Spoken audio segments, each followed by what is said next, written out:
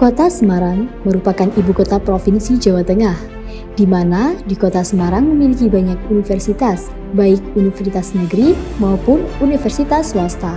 Salah satunya adalah Universitas Islam Negeri Wali Songo Semarang, Kampus Kemanusiaan dan Peradaban. Di Universitas Islam Negeri Wali Songo Semarang memiliki 8 fakultas dengan 50 program studi, baik D3, S1, S2, dan S3. Salah satu fakultas di Universitas Islam Negeri Wali Songo Semarang adalah Fakultas Ilmu Tarbiyah dan Keguruan yang memiliki 6 program studi. Di sini kami akan mengenalkan kepada kalian mengenai program studi pendidikan agama Islam. Untuk menunjang lulusan yang kompetitif, program studi pendidikan agama Islam UIN Wali Songo Semarang memiliki visi keilmuan, mengembangkan pendidikan agama Islam berbasis kesatuan ilmu untuk kemanusiaan dan peradaban.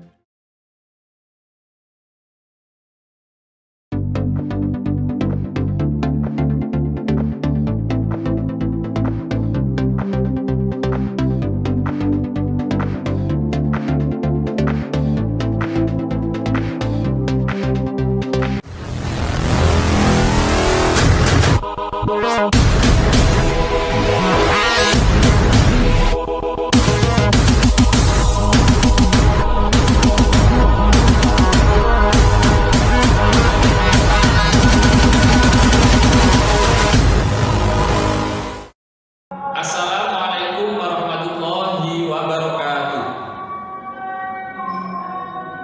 Kepada yang terhormat, dosen penguji atau dosen penilai, uji kinerja PPG Transformasi dalam Jabatan tahun 2025. Perkenalkan, nama saya Yudi Hardianto Setiawan. Saya mengajar di Lembaga Madrasah Ibtidaiyah Ma'arif atau MIMA 01 KH Sidik, Kecamatan Kaliwates, Kabupaten Jember. Saya adalah mahasiswa PPG Transformasi dalam jabatan di LPDK Universitas Islam Negeri Wali Songo atau UIN Wali Songo Semarang. Hal ini saya akan menyampaikan pembelajaran atau saya akan membuat video pembelajaran yaitu dengan model pembelajaran problem based learning mata pelajaran sejarah kebudayaan Islam kelas 4 di MIMA 01 KH Sidik, Kecamatan Kaliwates, Kabupaten Jember. Baiklah, kita simak video berikut ini. Terima kasih. Wassalamualaikum warahmatullahi wabarakatuh.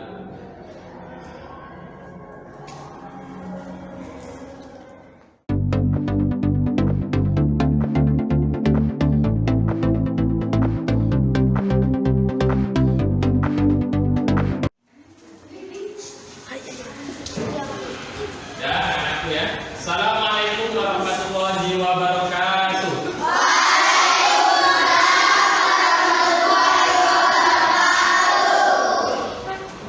Semangat. Oke. Bagaimana kabarnya hari ini?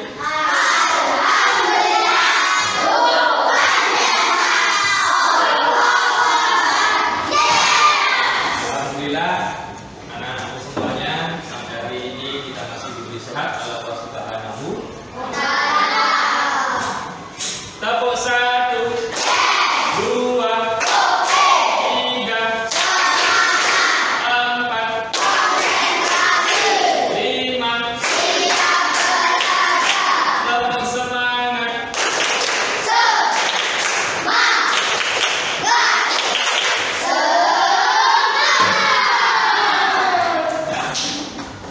Sebelum kita memasuki materi pembelajaran, terlebih dahulu kita berdoa, ya.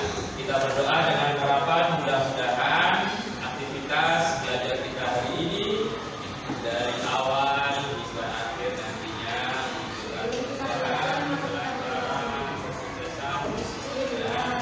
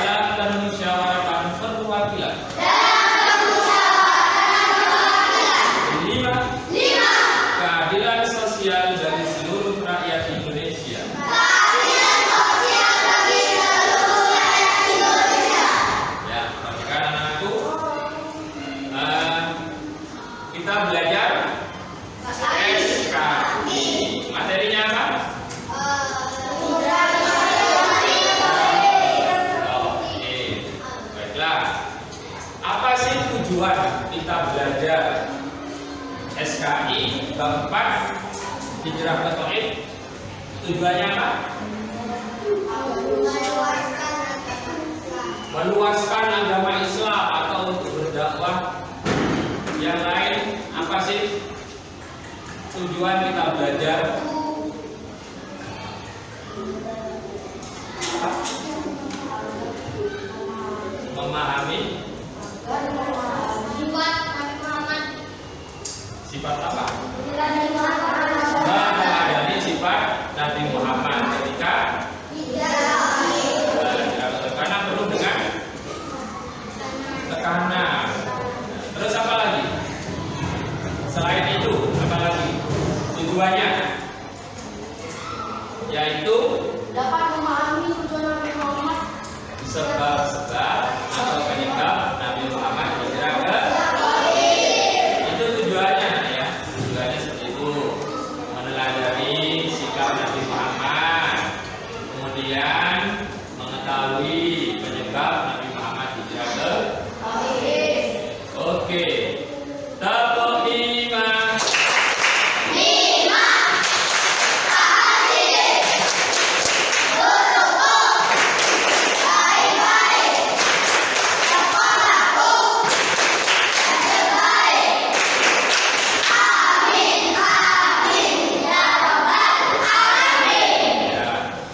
Pasti kita merasa sedih kalau kita ditinggal oleh orang yang sudah oleh orang-orang yang kita sayang. Pastinya sedih. Ya, begitu juga Nabi Muhammad SAW ditinggal oleh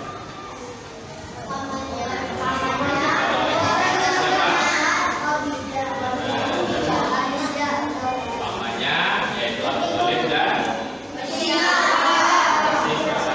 kemudian ada yang memberikan tekanan-tekanan kepada kita, sikap yang kurang baik kepada kita. Pasti perasaan kita juga tambah sedih. Nah, oleh karena itu, sebelum kita memasuki ke kegiatan inti, kegiatan pembelajaran, sebelum kita masuk, kita tonton video berikut ini ya dengan seksama. Kemudian nantinya Pak Guru membagikan materi ajarnya, anak-anak simak ya.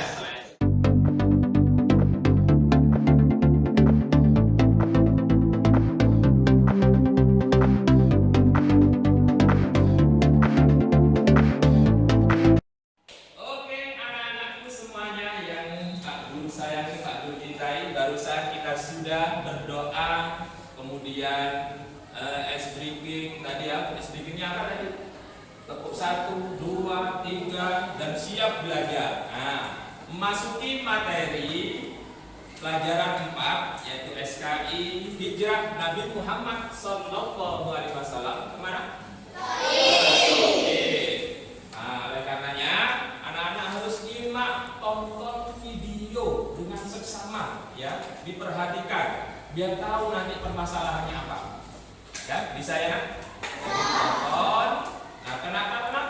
Karena kalau tidak menyimak video ya dengan seksama, dengan serius, dengan intent, anak-anak nanti tidak bisa menyelesaikan apa yang Pak Guru berikan tugasnya nanti. Oke? Baiklah, simak dan tonton video berikut ini.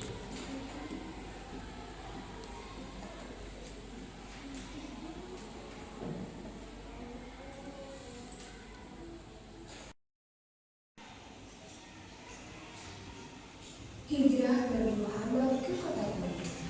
Setelah Abu Thalib dan Khadijah meninggal, Nabi Muhammad semakin sering diganggu oleh orang-orang Quraisy. Mereka mengejek, menyakiti, bahkan mengancam nyawa para pengikut Nabi. Karena itu, Nabi Muhammad ingin mencari tempat lain yang bisa menerima ajaran Islam. Beliau memilih kota Taif, tempat tinggal suku Bani Syakir. Nabi berharap mereka mau mendengar dakwahnya. Nabi tidak pergi sendirian, beliau ditemani para sahabat setianya, Kiai bin Harithah. Bersama-sama mereka berjalan jauh menuju Taif dengan penuh harapan.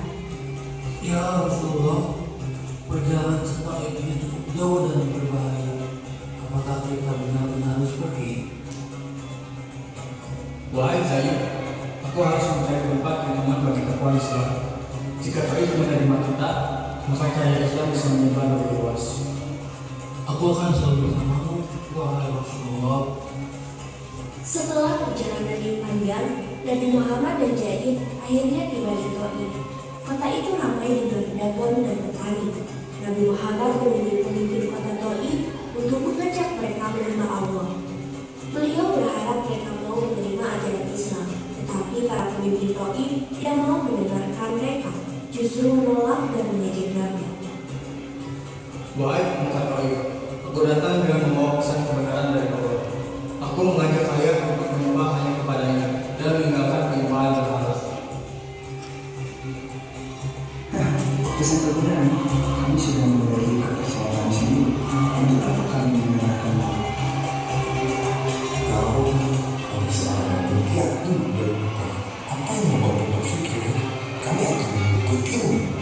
Pergilah dari sini, kami tidak butuh ajaranmu. Penolakan di Taif tidak hanya berupa kata-kata kasar. Penduduk Taif bahkan mengusir Nabi Muhammad dengan kekerasan. Pergi dari sini, kami tidak mau mendengar ajaranmu. Nabi Muhammad tetap tenang meskipun ditolak. Beliau tidak memaksa, hanya berharap mereka setidaknya mau mendengar hal ini. Sesuai dengan firman Allah dalam Quran Surat Al-Anbiya ayat 107 yang berbunyi,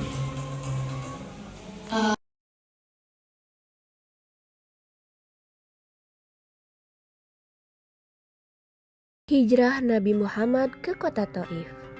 Setelah Abu Thalib dan Khadijah meninggal, Nabi Muhammad semakin sering diganggu oleh orang-orang Quraisy. Mereka mengejek, menyakiti, bahkan mengancam nyawa para pengikut Nabi. Karena itu, Nabi Muhammad ingin mencari tempat lain yang bisa menerima ajaran Islam. Beliau memilih kota Taif, tempat tinggal suku Bani Syakib.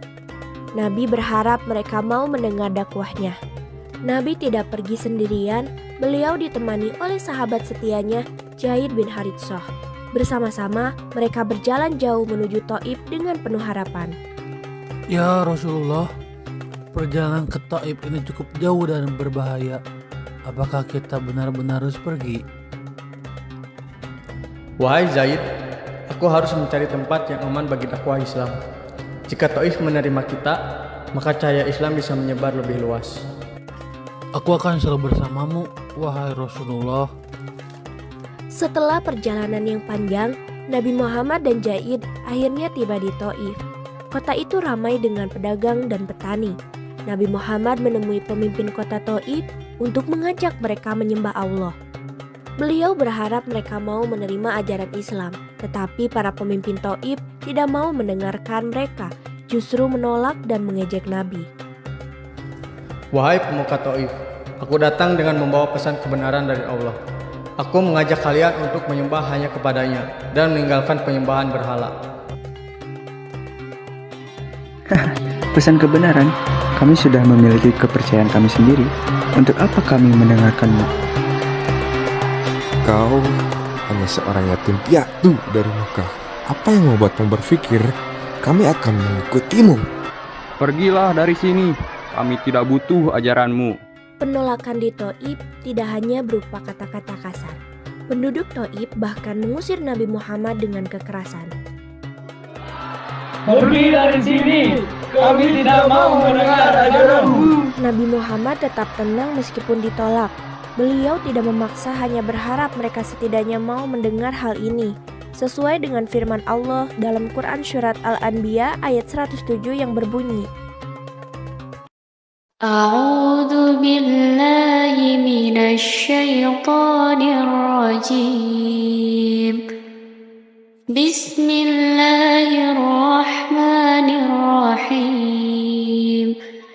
Wa ma arsalnaka illa rahmatan lil alamin. Artinya, dan tidaklah kami mengutus engkau Muhammad melainkan untuk menjadi rahmat bagi seluruh alam. Quran Surat Al-Anbiya ayat 107. mereka menyuruh anak-anak dan budak untuk melempari Nabi dengan batu. Nabi dan Zaid mencoba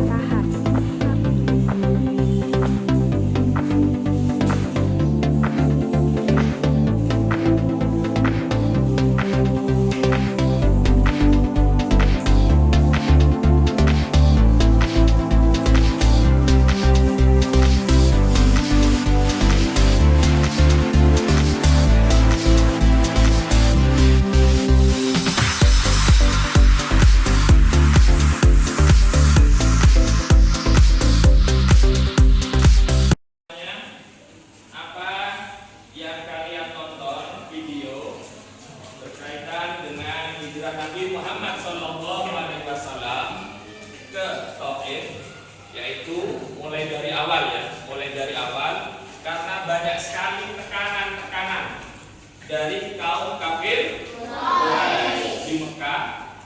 Selain itu juga ada perintah dari Allah Subhanahu wa taala lewat malaikat Jibril. Itu yang kedua. Kemudian yang ketiga, karena pada saat itu termasuk tahun Amul Azmi, tahun ke-10 kenabian. Disebut tahun apa itu?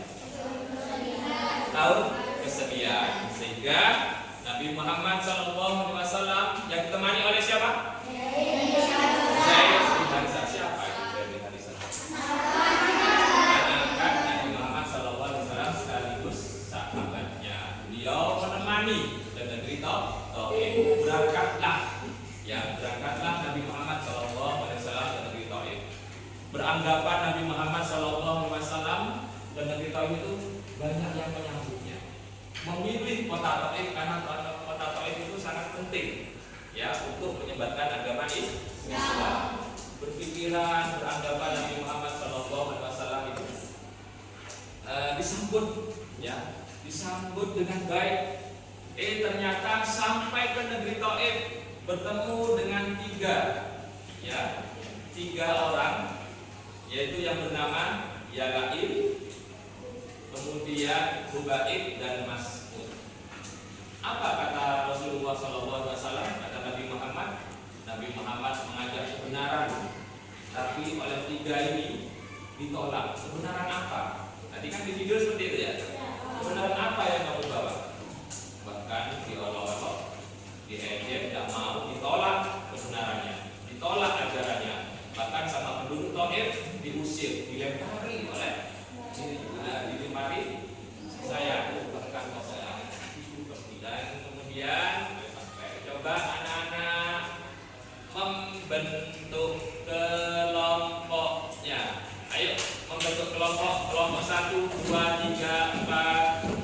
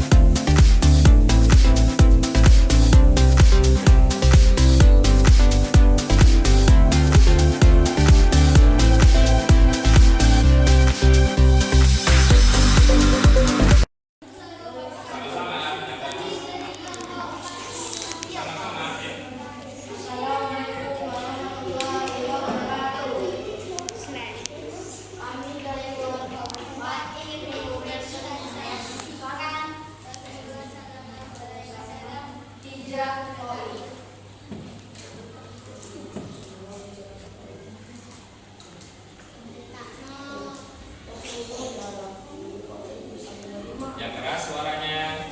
Namun ternyata penduduk Taif menolak kedatangan Nabi Muhammad. Nabi Muhammad melempar batu sampai berdarah. Nabi Muhammad kabur sampai Gunung Agung. Ternyata Gunung Agung milik Ibunda dan Saibah. Rasulullah duduk di suatu batang pohon dan Zaid ini mengobatinya, tetapi Rasulullah menolak. Setelah itu ada membawakan anggur dan Rasulullah mengucapkan bismillah.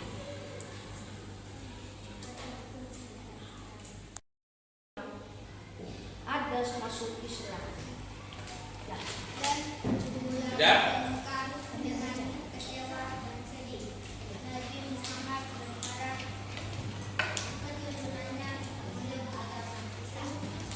Oke, ya, bagus ya.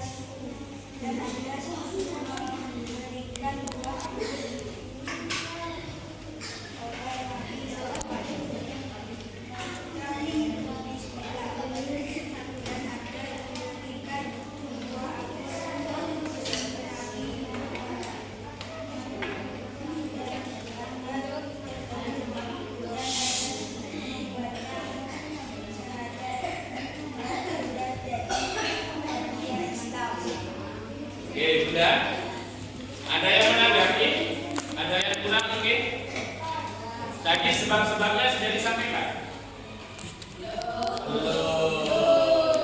Apalagi pelajaran sikap keteladanannya belum. Ya. Nah, lupa kan bagaimana? Ada yang mau menyempurnakan dari kelompok lain? Sebab-sebabnya, kemudian sifat keteladanannya, kemudian sikap penduduk Taif ketika menolak ajaran Nabi Muhammad SAW, yaitu ajaran Islam. Sepertinya sudah terisi semua. Tinggal baca ya, disempurnakan lagi. Oke? Tidak apa-apa bertiga, ini kelompok. Saling mengingatkan, ada yang serang. Jadi disikapi ya. Oke.